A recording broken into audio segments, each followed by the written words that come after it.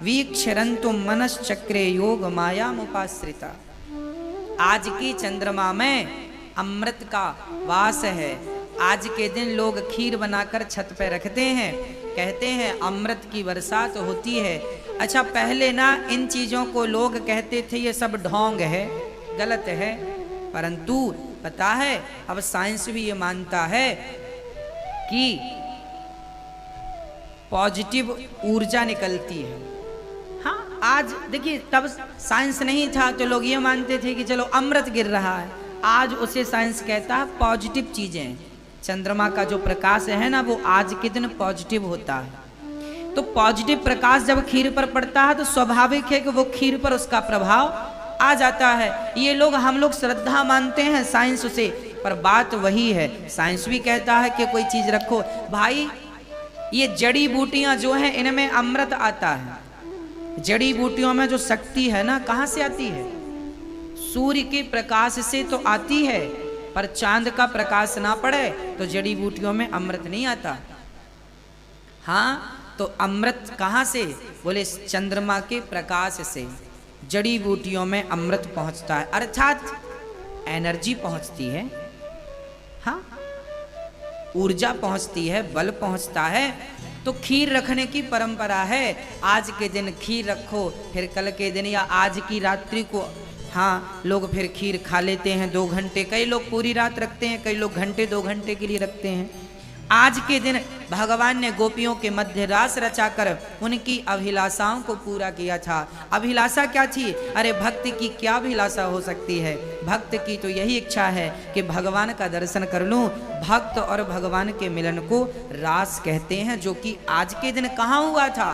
बंसी बट में, वृंदावन में एक स्थान है, यहाँ से लगभग 20-25 किलोमीटर दूर बंसी बट, जो कि एक दिन हमने साधुओं का दर्शन कराया था ना आपको टीवी पर, वो बंसी बट का दर्शन था। वहां पर एक बट वृक्ष है, जहां आज भी कोई कान लगा के उस वृक्ष पर सुने तो आज भी उस वृक्ष से बांसुरी की ध्वनि सुनाई पड़ती है। आप भी जाकर प्रैक्टिकल कर सकते हैं। मेरी बात पर विश्वास बिल्कुल ना कीजिए, जाकर प्रैक्टिकल कीजिए। हाँ, हो सकता है मैं गलत बोल रहा हूं, पर आपके कान तो गलत नहीं बोलेंगे ना, इसलिए प्रैक्टिकल कर सकते हैं। तो ये वही आध्यात्म जगत है जो प्रत्यक्ष है, जहां संदेह की कोई गुंजाइश नहीं है। हाँ, तो आज शरद पूर्णिमा है। आज यहाँ पर कथा के बाद आज रात्रि के 8 बजे से लेकर 10 बजे तक यहाँ पर उत्सव रखा जाएगा। आज आप लोग ये उत्सव मोबाइल पर, यूट्यूब पर अनिरुद्धाचार्य, ये जो वृक्ष अभी आपने देखा ना, ये वही वृक्ष था जो अभी आपने टीवी पे देखा। ये बंसीबट जब गए थे तब ये वृक्ष वहां पर हमने देखा और वही आज आप लोग देख रहे हैं। तो आज रात्रि के 8 से 10 बजे तक कुछ आपके प्रश्नों के उत्तर होंगे, कुछ चर्चा होगी। आप अपने मोबाइल पर, यूट्यूब पर आज का प्रोग्राम देखिएगा। रात्रि को 8 से 10 का आज यहाँ प्रोग्राम होगा शरद पूर्णिमा का, तो आप लोग भी देखिएगा अपने मोबाइलों पर। यूट्यूब पर चलेगा वो प्रोग्राम, ओनली यूट्यूब पर, केवल यूट्यूब पर।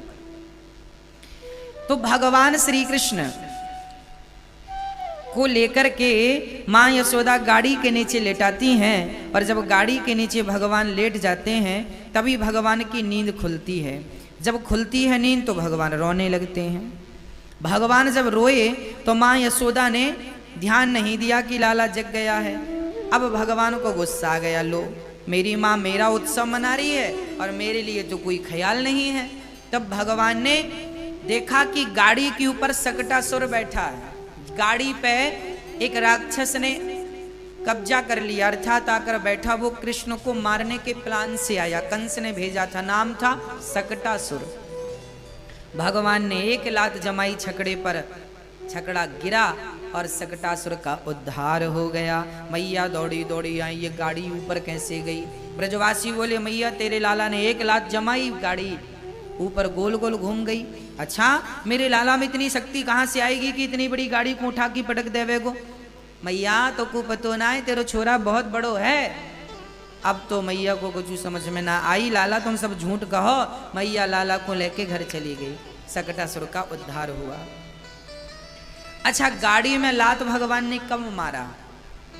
जब माँ यशोदा भगवान को भूल गई। जब हम भगवान को भूल जाते हैं ना, तब हमारी गाड़ी में भी भगवान एक लात जमा देते हैं। इसलिए आप काम तो सारा करिएगा, पर काम करते समय भगवान को याद रखिएगा। कहिएगा, हे नाथ मैं आपको कभी भूलूं नहीं, हे नाथ मैं आपको कभी भूलूं नहीं, हे नाथ मैं आपको कभी भूलूं नहीं। सदा भगवान का चिंतन करूं, यही बात भगवान से कहिएगा। सदा आपका चिंतन करता रहूं। अब भगवान ने तृणावर्त का उद्धार किया और उसके बाद भगवान ने मां यशोदा के पास गर्गाचार्य जी आए और गर्गाचार्य जी ने भगवान का नामकरण संस्कार किया। हमारे हिंदू धर्म में संस्कार कितने होते हैं? बताओ कितने संस्कार होते हैं? मैया जी, ओ मेरी माँ, कितने संस्कार होते हैं? भैया आप बताओ कितने संस्कार होते हैं? नहीं पता? नहीं पता? लो,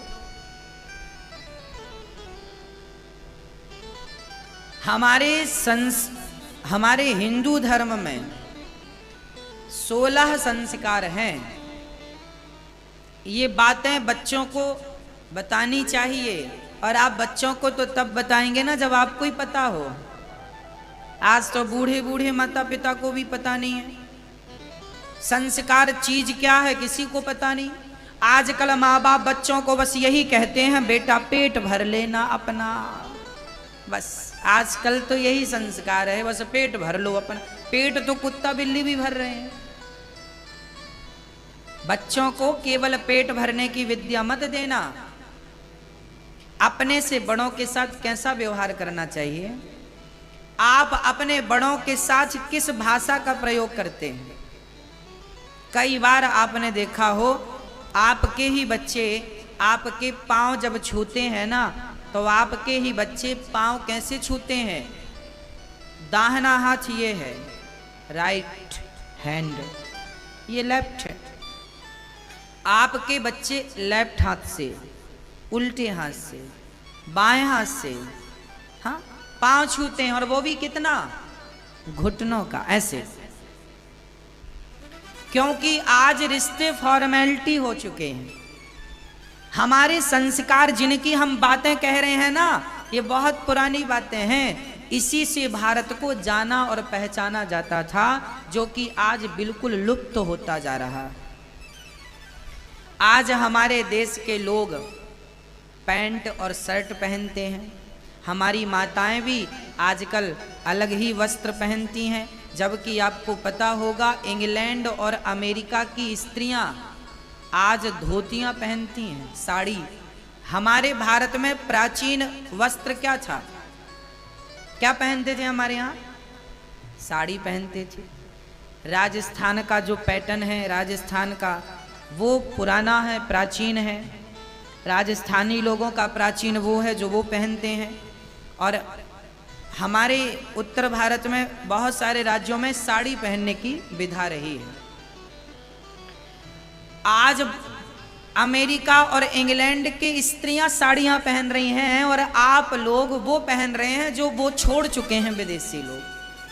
तुम्हारा कल्चर वो अपना रहे हैं, तुम्हारी नकल वो कर रहे हैं, और तुम उनकी नकल किए जा रहे हो। हाँ, अरे अपने आप को पहचानो तो सही, तुम हो कौन? भारत आज भी विदेशों से लोग आते हैं। राजस्थान के पुराने गांव में लोग जाते हैं, वहाँ का पुराना कल्चर देखते हैं, वहाँ का कैसा रहन सहन खान पान देखते हैं। हम वो भारतवासी हैं जिनका खाना देखने भी दुनिया से लोग आते हैं, जिनका पहना कपड़ा देखने के लिए दुनिया से लोग आते हैं। हम वो लोग हैं जिनको कपड़ा पहनना सिखाते हैं। हम भारत के लोग दुनिया को क्या कपड़ा पहनना सिखाते हैं, इनको खाना सिखाते हैं। खाना कैसे है? हाँ जी, इनसे खाना नहीं आता। हम नागालैंड गए थे कथा सुनाने। नागालैंड जब हम पहुंचे तो वहां पर हमारे अपने जो हिंदू लोग हैं जो यहाँ से जाकर बसे हैं, उन्होंने कहा महाराज जी यहाँ के लोग ना रोटी नहीं जानते क्या होती है, केवल सुअर का मांस खाना जानते हैं। ओनली सुअर मांस खाते हैं। डॉक्टर ने किसी को कह दिया होगा कि तुम रोटी खाया करो, मर जाओगे, मांस मत खाओ, डॉक्टर ने रोक दिया होगा। तो वो आया हिंदू के पास, बूढ़ा आदमी, तो बोला रोटी क्या होती है ये बताओ। डॉक्टर ने कहा रोटी। फिर उनको वो रोटी सीखा, उससे रोटी बनानी नहीं आई, बनाना सीखा। ये जो रोटी है, रोटी बनाना भी एक टैलेंट है। अमेरिका के सुअर खाने वालों से कहो जरा गोल गोल रोटी बना के दिखाओ। ये बड़ी विज्ञान की बातें करते हैं, बड़ी बड़ी बातें करते हैं, इनसे कहो जरा तुम रोटी बना के दिखाओ। कोई अमेरिका का आदमी गोल रोटी बना के बता दे तो बताओ, और तुम्हारी अनपढ़ मां बनाती है, पर तुम्हें तो उसकी वैल्यू ही नहीं है। आपके पास रोटी ना हो और आप बहुत विद्वान हो तो भाई आपकी विद्वत्ता तब ही काम आएगी ना जब खाने को रोटी रहेगी। पेट में रोटी नहीं है तो बुद्धि भी काम नहीं करती। इसलिए हमारे संस्कार क्या है? बच्चों को संस्कार दो कि माँ बाप को प्रणाम कैसे किया जाता है। कैसे प्रणाम किया जाता है? अपना मस्तक चरणों में रखना ही। माँ बाप को कैसे प्रणाम करना चाहिए? लेट कर प्रणाम करना चाहिए। माँ बाप को प्रणाम कैसे करना है? लेट करके प्रणाम करना है। लेट जाओ, दंडवत जिसे कहते हैं। माँ के चरणों में लेट कर, माँ के पिता के गुरु के चरणों में लेट कर प्रणाम करना चाहिए। बच्चों को सिखाओ कि पांव कैसे छूते हैं। माँ के चरणों में मस्तक को रखना ही, हाँ, ये प्रणाम ऐसा होता है। बच्चों को बोलना सिखाओ। बच्चों को कैसे बोलना है, कैसे बोलना चाहिए अपने से बड़ों से।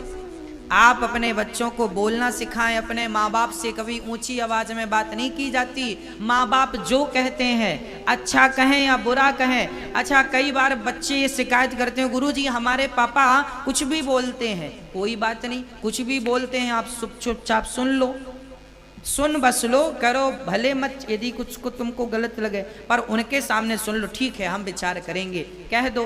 आप क्या करते हैं? पिता ने कहा ये कर लो, नहीं करेंगे, तुम गलत कह रहे हो, हम सही कह रहे हैं। लो झगड़ा, अरे भाई पिता ने कहा कर लो, ठीक है कह दो ना। हाँ, भले तुम्हें समझ में ना आए तो मत करना, पर जो उचित है वो तो करो।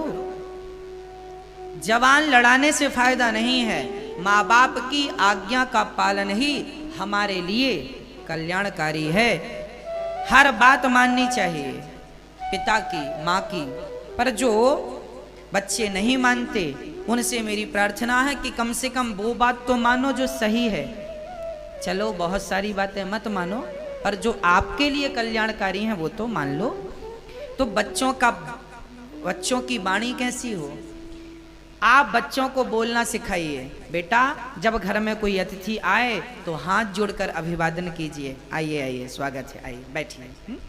कौन करेगा? बच्चों को बताइए। आजकल क्या होता है, आपके घर मेहमान आते हैं, बच्चे पांव पसारे बैठे हैं। अरे ये संस्कार नहीं है, ये शिष्टाचार नहीं है। शिष्टाचार ये है कि जब आपके घर कोई अतिथि आए तो आप खड़े होकर उसका अभिवादन, आइए आइए, स्वागत, बैठिए बैठिए। जब वो बैठ जाए तब आप बैठिए, चाहे वो कोई भी हो, कोई भी। मुझे ये फर्क नहीं पड़ता कि वो बहुत बड़ा है या बहुत छोटा। छोटों का भी सम्मान करना सीखिए, सबका आदर करना सीखिए।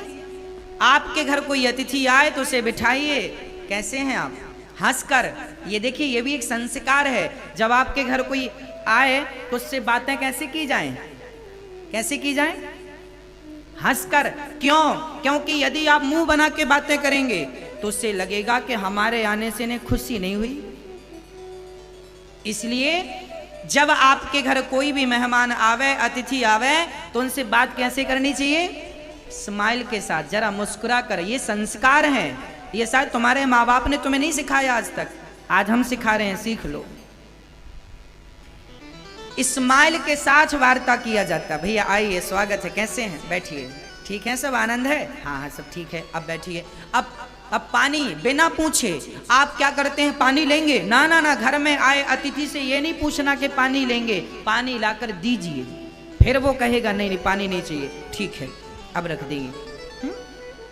आप फिर पूछिए चाय लेंगे, कॉफी लेंगे, दूध लेंगे, लस्सी लेंगे, खीर लेंगे, पूरी, भोजन करेंगे आप, भोजन का जरूर पूछना चाहिए, हो सकता भूखा हो, संकोच के कारण बोल ना रहा हो, इसलिए घर में आए मेहमान से जरूर ये पूछना चाहिए आप भोजन करेंगे, प्रसाद पाएंगे, प्रसाद पा लीजिए, प्रसाद तैयार है, तैयार है तो तैयार दे दीजिए, नहीं है तो बोलिए थोड़ी रुकिए तैयार हो रहा है।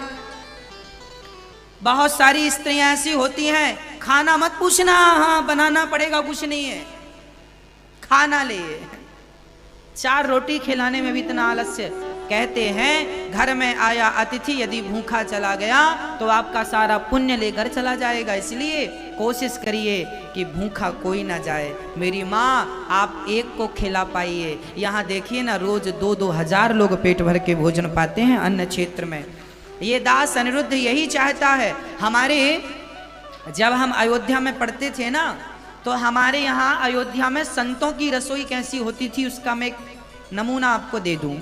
हमारे यहाँ संतों की रसोई जब बनती है ना, तो रात्रि के जब सब लोग खा लेते हैं तो 5 लोगों का भोजन रखा जाता है, इसलिए कि रात के 2 बजे कोई भूखा आ जाए तो उसके लिए भोजन तैयार हो, फिर वो भोजन सवेरे भले गौ माता को खिला दिया जाए, फेंका नहीं जाता, नाली में गौ माता है तो गौ माता को खिला दिया जाता है, बंदरों को खिला दिया जाता है, पर इसलिए रखा जाता है कि रात को कोई आ गया तो भूखा ना जाए, तुरंत उसे भोजन मिल जाए।